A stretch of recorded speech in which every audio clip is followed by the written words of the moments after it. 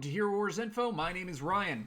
I have had a lot of people over the past couple of days ask me about the Seer's game event and what the best strategy should be. So there are really three different strategies that I want to be talking about. One is going to be a big risk, one is going to be a medium risk, and one is going to be low risk. Let's go ahead and start with the highest risk one, which is trying to win the grand prize. Now, Seer's game offers free actual event currency, which is called the Seer's coins, 50 each day by logging in. That's 150. You can get an additional 50 if you complete this elegant power, where you have to upgrade your skins 130 times, which actually was a very nice double dip with the Hero Tournament of Power, so hopefully you got that too. That would equal 200. The only other ways to get the event currency is by spending actual money, spending a lot of emeralds. We'd have to do 80,000 to start to get any, or by doing a lot of these quests, right? And then you'd be able to get a little bit. But either way, even if you spend a lot, the odds still are not good at you getting a grand prize. So, if the odds are not good, what should you be doing? Well, you're going to be starting to play, and if you are going to say, look, I'm going to go crazy, I'm going to get a grand prize, what you need to do is a little bit of math. So let's go ahead and bring up my calculator here. To start, it costs 25 to begin. Now, no one is going to be able to get through the entire thing without losing. It's almost statistically impossible, and the game actually, I'm sure, makes sure that you lose. So it costs 25 to start. What you want to do is you want to try to get as far as possible with that 25, usually to level 11 or 12 before dying. If you fail before that point, you're going to want to just exit and start again completely. The reason why is every failure compounds the cost of starting again. So originally it cost 25 to play. Then if you fail and redo, it will cost another 25, right? If you fail on that and you keep on going, it will cost 50. Then if you fail on that and keep going, it will cost 75.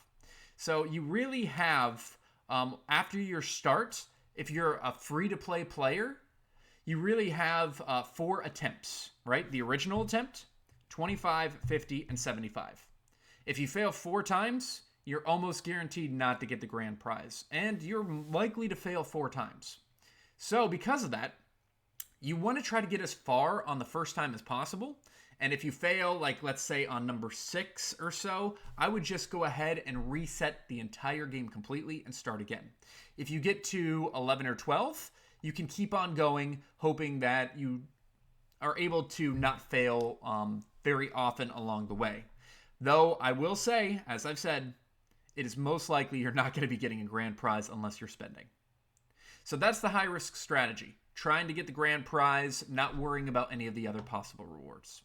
Strategy number 2 is a medium strategy in terms of risk, and that is trying to get a grand prize, but also playing, realizing if you get a little bit further and you know, based off of the math, you're not going to have enough Seer's coins to continue to keep on going, just taking the prize that you have with everything that you've collected, leaving, and then trying it again, right? Now, if you try this strategy, almost for sure, it's not going to allow you to get a grand prize because you need to be really risky to try to do that.